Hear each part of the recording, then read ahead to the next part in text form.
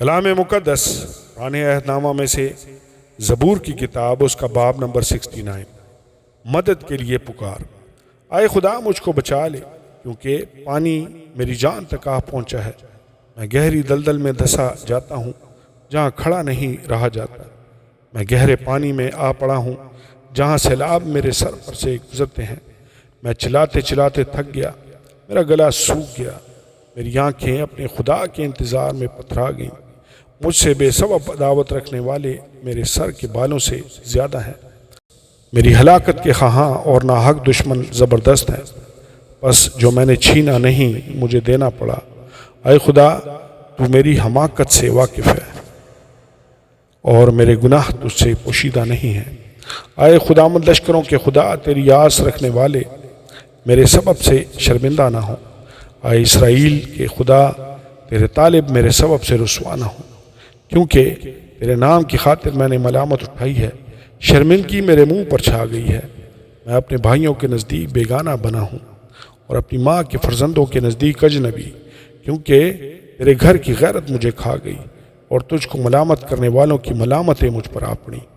میرے روزہ رکھنے سے میری جان نے زاری کی اور یہ بھی میری ملامت کا باعث ہوا۔ میں نے ٹاٹ توڑا تو ان کے لیے ضرب المثل ٹھہرا۔ پھاٹک پر بیٹھنے والوں میں میرا ہی ذکر رہتا ہے اور میں نشہ بازوں کا گیت ہوں۔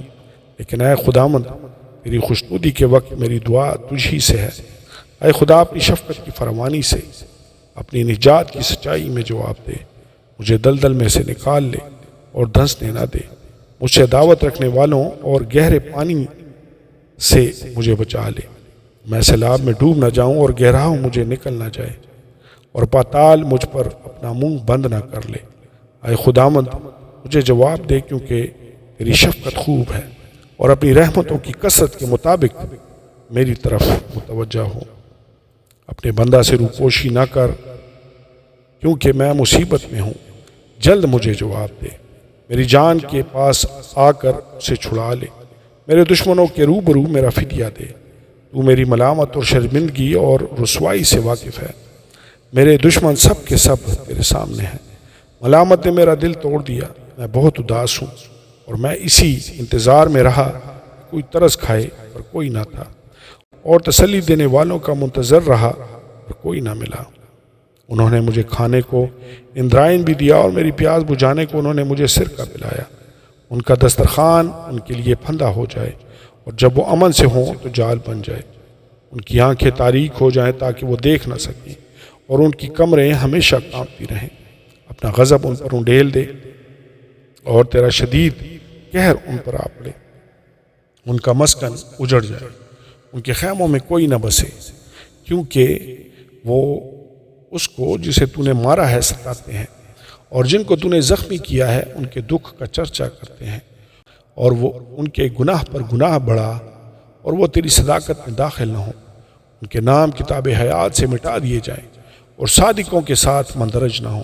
لیکن میں تو غریب اور غمگین ہوں۔ اے خدا، تیری نجات مجھے سر بلند کرے۔ میں گیت گا کر خدا کے نام کی تعریف کروں گا، اور شکر گزاری کے ساتھ اس کی تمجید کروں گا۔ یہ خداوند کو بیل سے زیادہ پسند ہوگا، بلکہ سینگ اور کھر والے بچڑے سے زیادہ۔ حلیم اسے دیکھ کر خوش ہوئے ہیں۔ اے خدا کے طالبوں، تمہارے دل زندہ رہیں، کیونکہ خداوند محتاجوں کی سنتا ہے اور اپنے قیدیوں کو حقیر نہیں جانتا۔ آسمان اور زمین اس کی تعریف کریں، اور سمندر اور جو کچھ ان میں چلتا پھرتا ہے، کیونکہ خدا صہیون کو بچائے گا اور یہودا کے شہروں کو بنائے گا، اور وہ وہاں بسیں گے اور اس کے وارث ہوں گے۔ اس کے بندوں کی نسل بھی اس کی مالک ہوگی، اور اس کے نام سے محبت رکھنے والے اس میں بسیں گے۔